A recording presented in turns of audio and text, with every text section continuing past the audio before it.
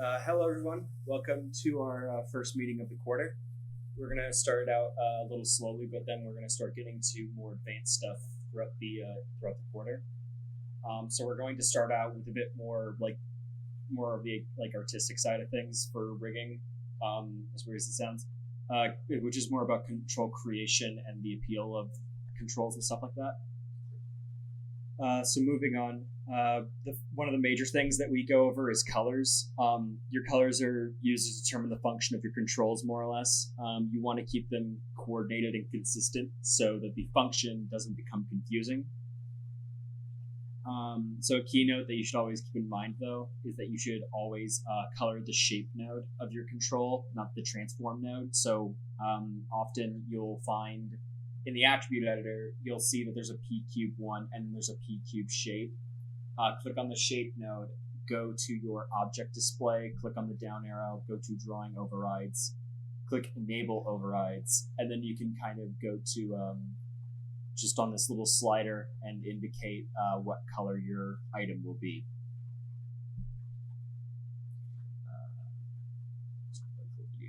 But yeah, this is kind of more about that.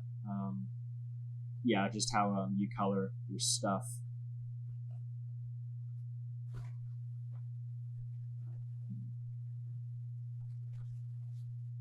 Yeah, it's pretty straightforward on how to just recolor your controllers. So yeah. As for like your control color code, you'll very likely find yourself using red, blue, light, red, and yellow very often. And you do also see examples of green and white controls as well. So often you'll see red equals right, blue equals left, yellow equals IK. Light blue will often equal FK, or minor left-sided controls like bendy controls. Light red will equal bendy controls or other minor controls on the right side. Green I've seen used for like extra deformers, like you'll want to get like a chewing control on the bottom control of the chin to like reshape the lower part of the face and stuff, and you'll see like a green diamond there. But it's just kind of, I see it a lot for deformer kind of controls. And white will be like extra controls, like a move control, because you'll have like a root and a move control, and you might want to recolor that. But I usually just make them both yellow. And it's mostly because with the green and the white controls, you could easily confuse people, because the green and the white are the exact same color of the various selection colors. So if like the green is the exact same green color as like your first selected object, and your white is the exact same color as your other selected object, so it could be confusing on with if you have them selected or not. So Dara, would you like to continue on from here? Sure, Brandon. Yeah. So moving on with control shapes, you often be using noob circles for like the most part. So a lot of times you can use like the default noob circle as a controller, and you'll see that a lot. But like using that like default noob circle can be like you could use it to construct other unique shapes that you might need.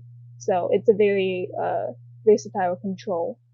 Um, and then there are other ways to create controls, such as like simply doing like a vertex snapping and using your curve tools to kind of like trace over shapes or kind of create your own shapes. And then, of course, when you're making your control shapes, you should kind of like they should indicate like how they're being used. So like a lot of times you'll see like circle controllers for something more on the FK side, or like more boxed cube squarish controllers for like the IK side. So and being consistent with the way you do your controls too. I'm just gonna play this little video that's down here. That's more for using NERP Circle. Can you guys see it when it's full sized? No. Nope. Okay, I'll just reshare the screen then to be on the full screen video so you guys can see it.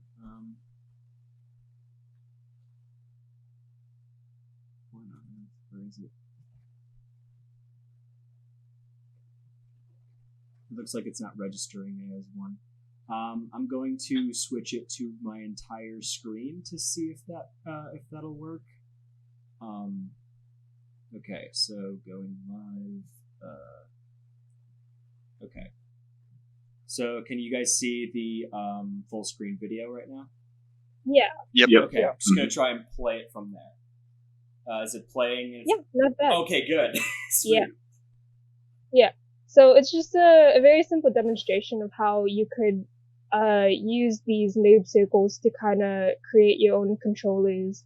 And yeah, just like messing around with the control vertex and kind of moving things around to get the shapes that you want. A lot of times you can make like eye controllers, foot controllers, like that.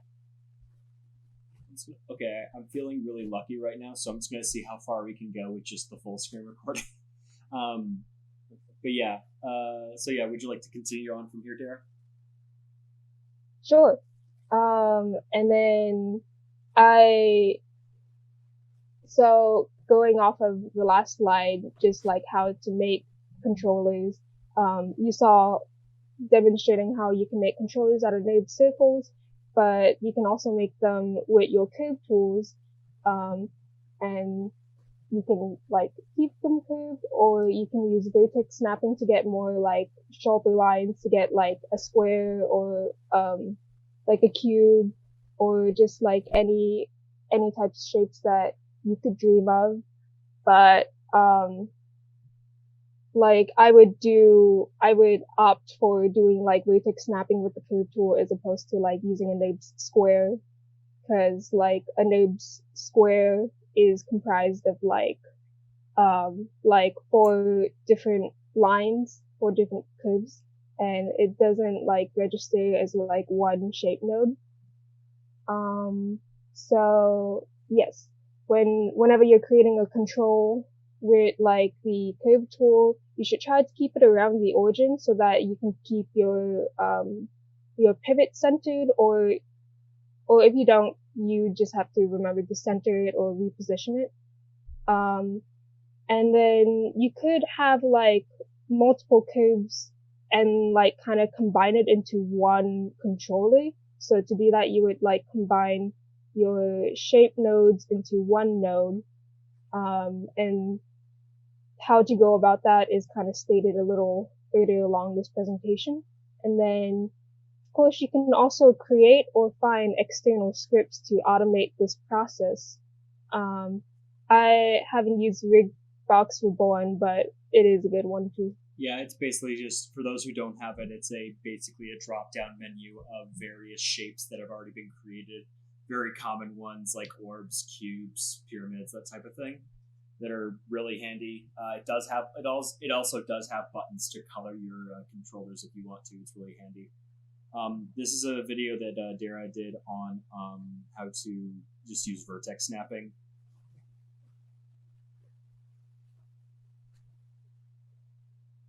So you take the CD tool and then have it set to linear, and then you can do vertex snapping. I'm just holding down X while like creating these controls. And you can see that if I go off the origin, the pivot kind of snaps at the origin, so you want to be making your controls like on the origin to keep your pivot like centered automatically. Roman, would you like to take care on this slide on control appeal? Sure thing. So when you're creating your controls, you got to keep them easily selectable, which means that they can't really be, too close to the skin. They have to be, like if you're hanging them in real life, and it's almost kind of like a little game of surgeon where you don't want to like click on like the wrong thing. So keep them easily selectable, and you can also hide extra controls that you don't necessarily need immediately. So like say like a book rig, like the one I did a while ago, or is this like you can just have controllers to turn the pages and all that, but then you can have hidden controllers that show like you want to have a curl up here or something like that. And so and then it's also good to keep them all color coded for just ease of like knowing where they are, knowing what like their function is, so you don't get confused when everything's kind of a mess. And for like the shapes that you're going to want your controllers to be part of, so it's like circles and 2D shapes for FK and cubes and 3D shapes for IK. And have your rigs contain visibility attributes for minor controls, for bendy libs, face controllers, and minors, and do what you gotta do to keep your rig looking clean and user friendly. But yeah, so awesome. When we move on, there are two kind of ways you could also deal with organizing and coordinating your controls and stuff. And those two methods that I've seen, at least, are both buffer groups and joint controls in a way. Buffer groups are just additional nodes, typically group nodes. I have seen locators though, where you just use it to store the dirty values that your control would get if you unparented it from its orient. So if when I parent it to a joint and I set it up to be oriented to that joint, I'm going to need something to hold those dirty values so that it can have that proper orientation. So basically what you just do is you group it as many times as you want under that joint and then rename them to be certain names, unparent it, and then now you have a properly oriented control with the top group maintaining the dirty values that it would have. The pros and cons to this, though. For the pros, it's more accessible for SDKs by default. You don't need to worry about creating other groups for set-driven keys, especially if you double group it like I do. And it's also, or other connections in general. All attributes are also usable through this method. Buffer groups are also usable for offsetting controls and joints for placement. So let's say you got really deep into a setup and you realize that you misplaced certain things, you could feasibly just tweak the top group, this top offset group right here, and then your placement will be totally fine. The cons, though, it clutters up your outliner and it becomes problematic if you forget to lock and hide attributes, because oftentimes you'll have constraints on those offset groups, and when you do that, if they're left unlocked and unhidden, then you will inevitably result in your rig breaking at some point. Last, we have joint controls, which will talk about the second method of creating various controls that Dara mentioned. So it's achieved through applying a NURB shape to a joint. It turns a joint into a control. So basically what you would just need to do is select your control, hit the down key on your keyboard, and now you have selected the shape node. Control click on your joint, and then type parent-r-s into your mel bar. It's in the bottom left corner of your Maya window by default. And now your joint has a shape node and is easily selectable. There is also a display point on your attribute editor that lets you turn off the display for your joints. So it will basically hide this little joint area right here. So it is just being read as this control piece right here. Professor Ahmed went over this in his in one of his presentations last weekend, if you were there. But by result, you now basically got rid of this joint icon here and turned it into a NURBS icon. So yeah, it's very handy, and as we go into the pros and cons, it is lighter and because it has less group nodes and is a pretty straightforward hierarchy at this point. Orientations can also be far more easily managed because now you have the advantage of it being a joint where it can orient itself to a frozen transform. The cons, though, is that the translations more or less will still be there in that joint, so your translation should be hidden. It's definitely handy for like a finger setup where your animator may not need the translation attributes. I prefer to keep them unlocked, so that's why I mostly use buffer groups. But yeah, there's trade-offs for each setup. But with that said, that is it for our presentation. Would anybody like to have any things demoed, like with how to quickly color things with Python, or how to properly get your buffer group set up and stuff? Or is there any questions in general that anybody has? Yeah, is there a way to like quickly recolor your curves? Totally. I can go over that really quickly. So I'm just gonna share my screen.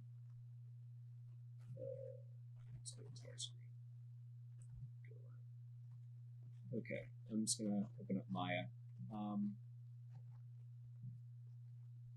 But yeah, well, that's loading up. Does anybody else have any like quick questions or anything?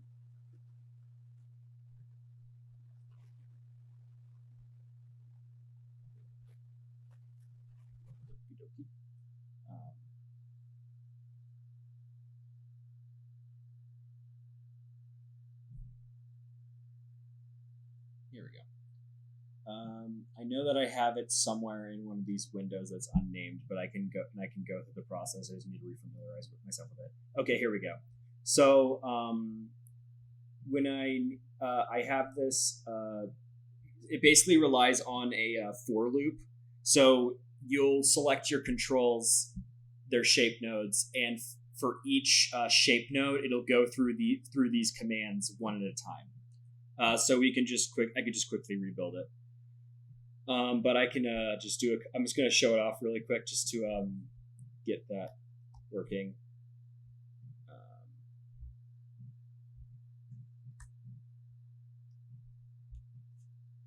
Okay, good. My manipulator's back. Okay.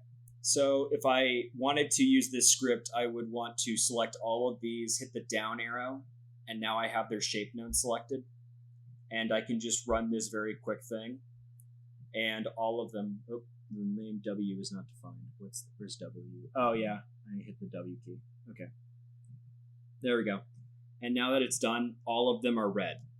You'll need to familiarize yourself with the number code, with the index code of the colors. If I remember correctly, the numbers you'll want to remember by default for like more simpler rigs are 6, 13, 17, and 18. 6 will be your pretty saturated blue. 13 is red. 17 is yellow, and 18 is light blue for FK. I could very easily have gotten them mixed up because I've gotten them mixed up pretty commonly in the past. So what we'll want to do is I'm just going to open up a new Python window. So in order to do this, I'm just going to create a circle so we can use that for reference. So we're going to want to define what we're selecting in our controls. For like a more advanced like auto rigger, I would set it up so that this variable that I'm going to create, which I'm just going to call cell for now, would reference every control in my rig. But because this is going to be more of a free form, one button, one click type of scenario, I'm just going to have it define. I'm going to have it only reference our selected object. So I'm going to use the list command. Oh, first I need to import my CMDS as CMDS. I'm just going to double check, make sure I did that right. Okay, good, I did. So we're going to use the list command really quick, which allows us to turn this variable into a list of objects that we're selecting. So cmds.ls, and it lights blue, which means you typed it right.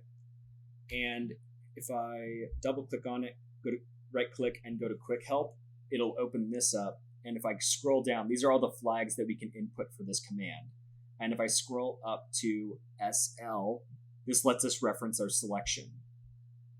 So I'm going to, in these parentheses, I'm going to type SL equals. And this SL is a offer on situation. You can say that you are using your selection. You can say that you aren't using your selection. Its default is off. So I'm going to type either 1 or true, depending on whichever one you want to use. I like to type true so I can remember which one's a Boolean and which one isn't. So once we've done that, we pretty much are ready to set up our for loop, which is going to simply go through all of our objects. So we're going to type for I in. I'm going to just quickly reference my script since I'm definitely having a bit of a forgetful day. So in the range of the length of our left controls.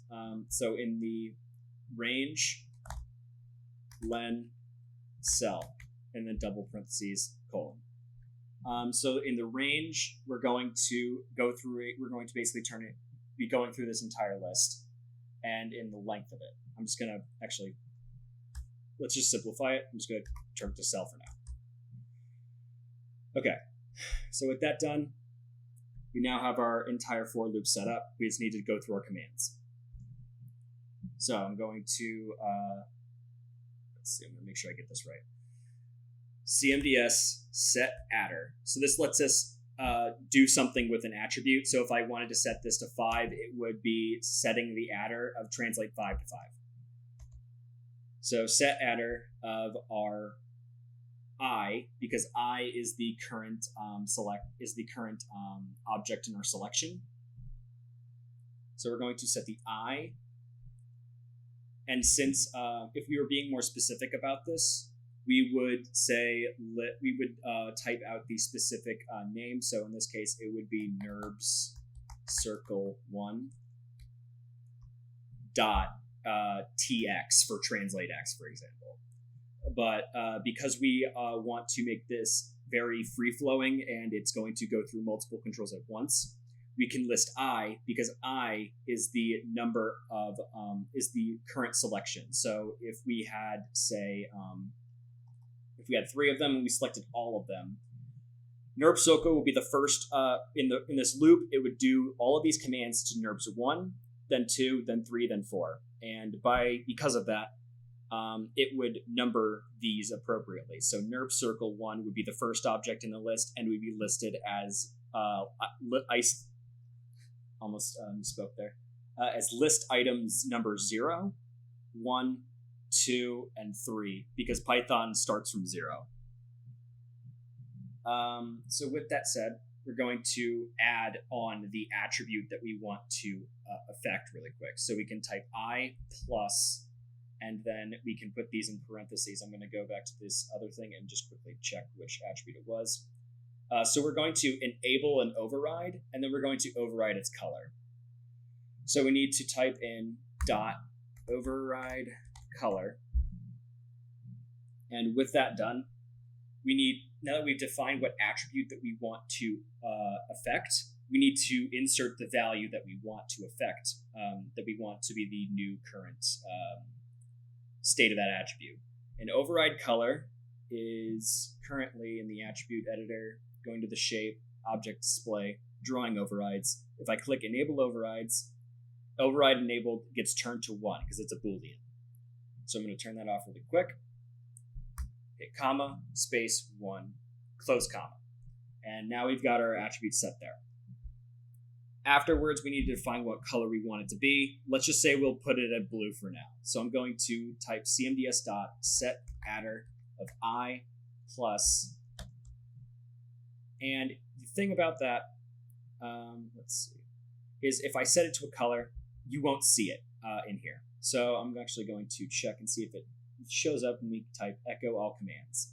And when you notice that, if you notice when I type echo all commands, a whole bunch of things happen for me doing one thing. So I'm just going to do this really quick. Override color does come up though. Under change obj color and update layer color, for example, you'll see override color come up. So that's what we need to. So I just noticed I mistyped override. Enabled as override color. My bad. Enabled. Just going to disable echo all commands. Just double check. Yep, there we go. Typed it right. So override plus, I plus parentheses dot override color, and then comma. And since we mentioned that blue is the index code of 6, we're going to type 6, close parentheses, and I'm going to select every single one of these, hit the down arrow, and hit this. And as you saw in here, all of them get changed to blue. So I'm just going to move them all around a bit. and all of them now changed to blue.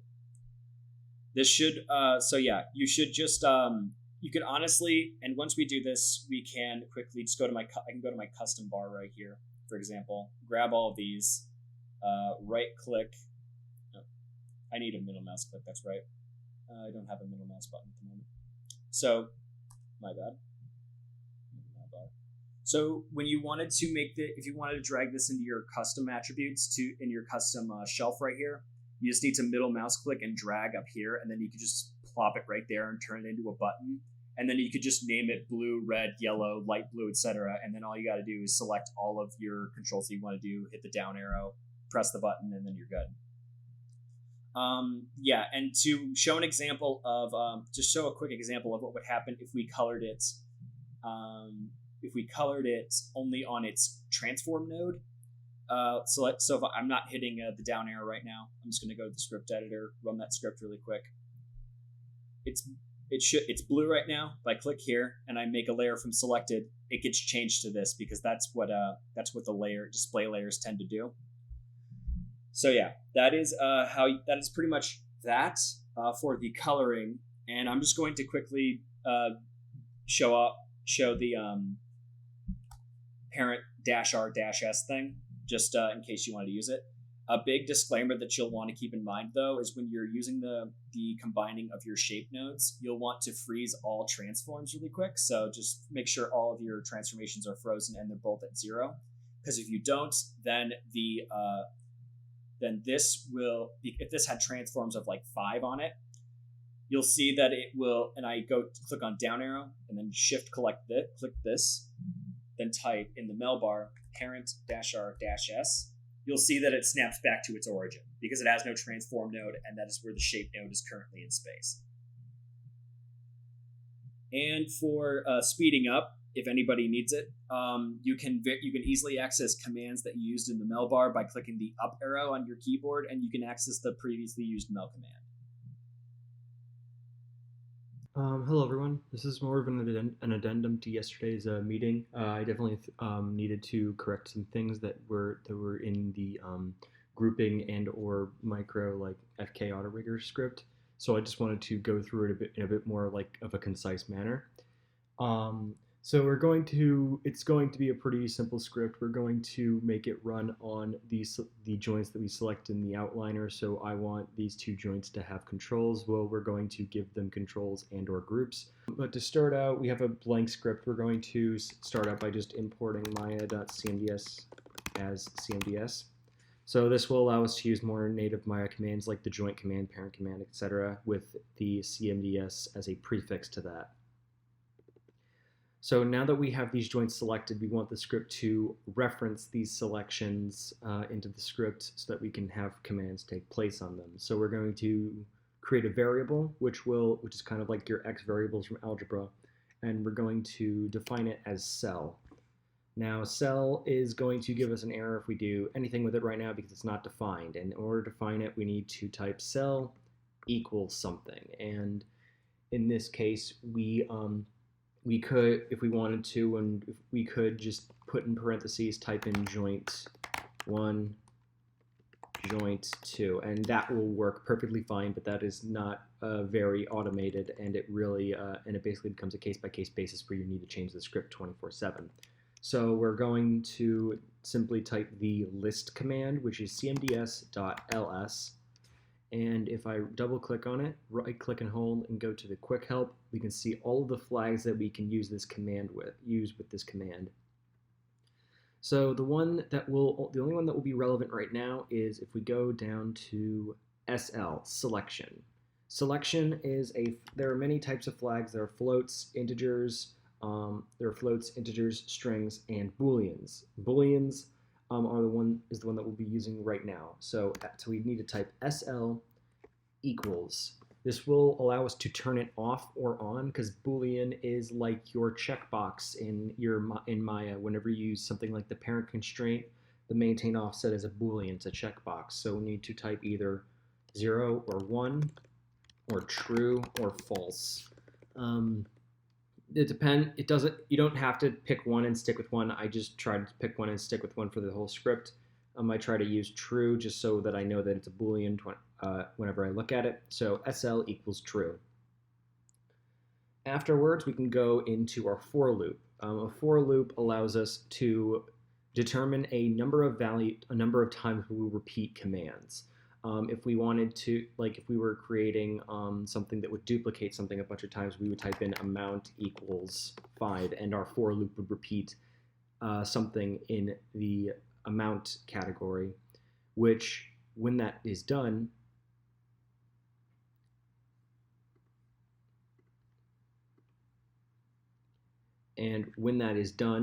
it will go through the amount 5 times and repeat the commands 5 times. In this case, we're going to be referencing our selection, and we'll be going through it 2 times in this case. So a for loops are typically typed like this: for some new variable that we're creating that applies only to this loop, we'll type I. So I will be the number of the current loop that we're on in cell. So I will be referenced as the number of the item in the selection that we're on. So in the first loop go around, I will be joint 1, and in the second go around, it'll be joint 2.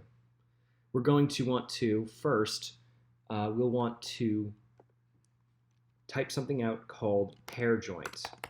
Pair joint is going to reference the hierarchy of our joint structure right now, because if we'd simply created the controls, we would need to worry about parenting them. I'm going to try and avoid that as much as possible right now. So pair joint is going to be equal to another command called list relatives. It will allow you to search up and query the hierarchy of an object. So I'll just start typing that out, called cmds dot list relatives. So if I double click on it, right click and hold, go to quick help. We have all of these. We have less flags now. In order to list relatives, we need to open parentheses. We're going to start out, and some commands like to reference can reference variables or other objects to activate their command. So list relatives is one of those. We'll type I because we want it to reference I and only I, and not the whole selection, comma, space. And we want to reference its parents. We want to reference its parent. Parent equals 1. And when we come to querying that, it will allow us to determine what the parent of joint 1 and it is in the scene right now. And once we've created that variable, we're ready to create our objects. So we're going to start with our controller, and then we're going to create our offset group. So we'll type con equals cmds.circle, and we open bracket, and we'll quick help. We'll look and find that we'll only need the construction history and the name string right now. So we'll start out with the name. So n equals, and typically if you want a string, will be held in these 2 apostrophes right here. And we could easily type control1, and that'll be our name. But in this case, we want to make it a bit more automated, so we'll instead reference the variable I. Once we do that, we can type in I plus, and then we can add our suffix at the end, control, because our joints have no suffixes right now. But let's say they did have suffixes, because normally they would. We would then instead type I dot replace, and then open parentheses and close this so I don't make a syntax error later on. And we would then replace the underscore JNT suffix with our underscore control suffix. We'll keep using this example right now since it is currently relevant to this tutorial. So we'll then type in the flag for construction history. CH equals false, which will be equal to 0, therefore it'll be off. Next we'll create our offset group. So we'll type in group equals cmds.group. And if we open up the flags right here, we have the name, we have the world, and then we have the empty string. So once we do that, we'll type in the name string, which will be n equals I plus underscore control underscore group. And once we do that, we have our empty and our world flags, which when they're both, and if both are turned on, that means this will be an empty group parented in the world. So we'll type in em equals true, and then w equals true.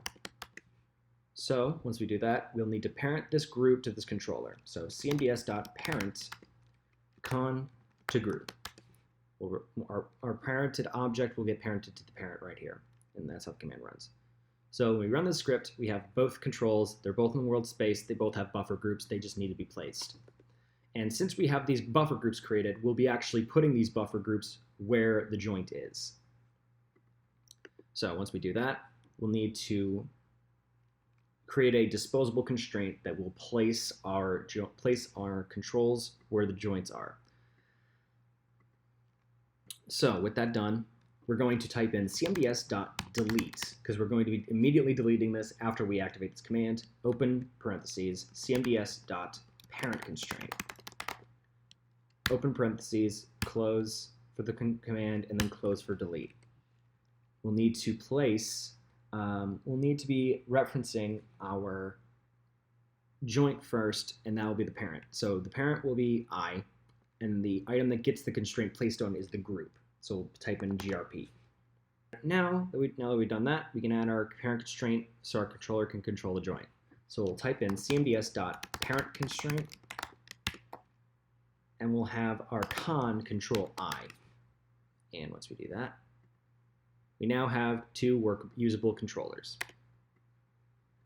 However, you now notice there is no hierarchy. These don't affect each other, and we have to manually parent them together in order to use them in tandem with each other. So we're going to delete those, and now we're going to remake our hierarchy. That's what this pair joint is for, and now we will use an if statement. An if statement allows us to use this command, use a series of commands when only one specific outcome, when only one specific circumstance is met. So we're going to start with if pair joint. So if this is true, if it has a parent, we're going to type the new variable pair con. So what this is going to be is we're going to reference the first joint and then the second joint, depending on which letter in I we're in right now in our selection. We're going to type in pair joint and open brackets. This will allow us to reference a certain item in a list or in a variable. And Maya starts counting from 0. So 0 is the first item, and it is the only item in this case. So we're going to take pair joint 0 and add underscore control to it. So this will allow us to reference the parent in the item, and now it will let us relay it back to being a control that we can parent to. So once we do that, we're now going to simply cmds.parents our group of the current loop to the pair con. And when we run that, we now have a perfectly set up hierarchy. And once we do that, we can now control it freely.